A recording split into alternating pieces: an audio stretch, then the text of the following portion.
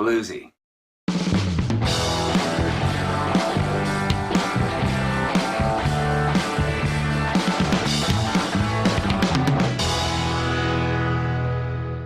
Hi, I'm Kevin, and this is Crossdraw's Quicklicks, where we get together for a cup of coffee on a Sunday afternoon and explore a lick that's fun, interesting, and useful. First, I'll play the lick at regular speed. Then I'll talk you through it at slow speed. We'll talk a little bit about the theory behind it, and finally, we'll hear how this lick sounds when played to a backing track that I recorded just for this lick. But first, let's see if there's anything in the tip jar.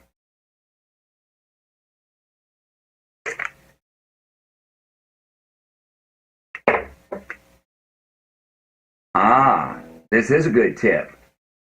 A good lick always has something unique about it, something that makes it stand out from most others. It may have a bend, or a slide, or a chord, or a trill, or harmonics. It may be a two-handed technique, rapid up and down picking, or rapid downward picking. And if you can identify and focus on that unique aspect of any lick, it's going to be much easier to play that lick with authority, conviction, and flair. Thank you, tip jar. Let's keep that in mind with regard to today's lick. This is a very popular blues lick that features rapid downward picking, as well as a couple of simple two-tone chords.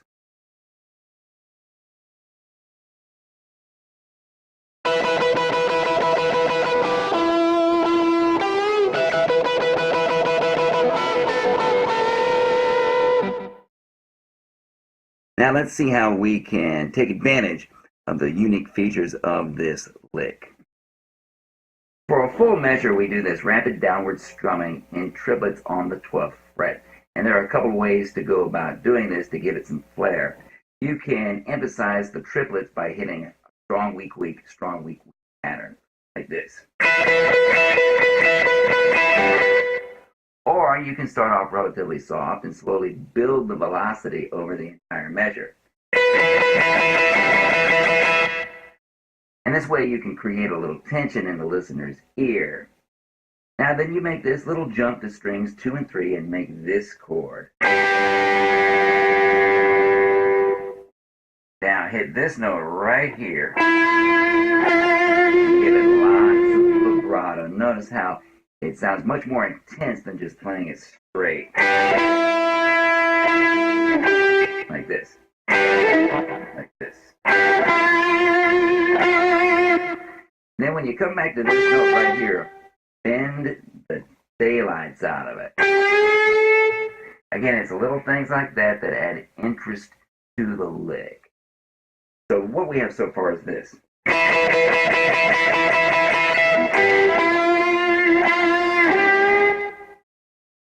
Then go for another full measure of downward strokes like this. And then finish up by hitting this obnoxiously bent chord with these two strings right here. Just bend the daylights out of it. 4 times. So what you have is this.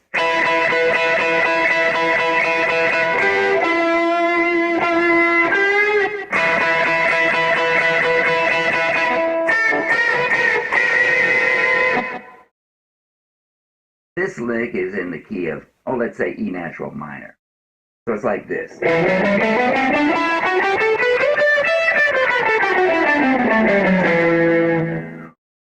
Which is a relative mode of the ever-popular G major.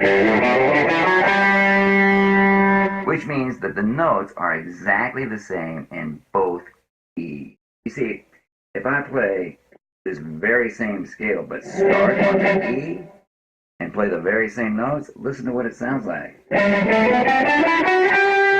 That sounds just like this. Because these are relatives of each other. But this lick is also in the E minor pentatonic scale. And that looks a lot like this E minor, this E natural minor, but it's got 2 notes taken out. E natural minor has 7 tones, but the E pentatonic only has 5, and that looks like this.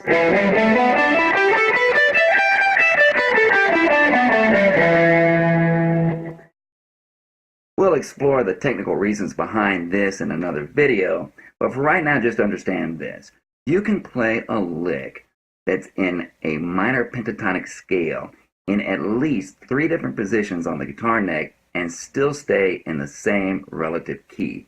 And that makes licks that are in the minor pentatonic scale very versatile.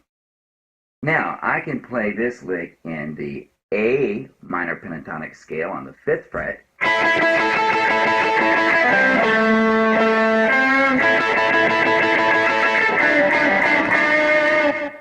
Or I can play it in the B minor pentatonic scale on the 7th fret.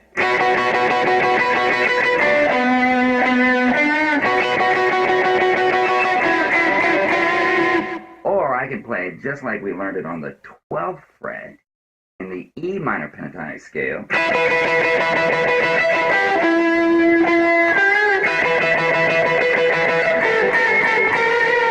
And still be in a key that's relative to G major. And that is the power and magic of the minor pentatonic scale. Now let's look at how you can use this lick. You can use this lick on top of some traditional 12-bar blues and it's going to sound pretty great. But what if you're not really into the blues? Will it work over a good old rock and roll riff in the key of E minor? Let's find out. Okay, here we go. Push the button, Mom.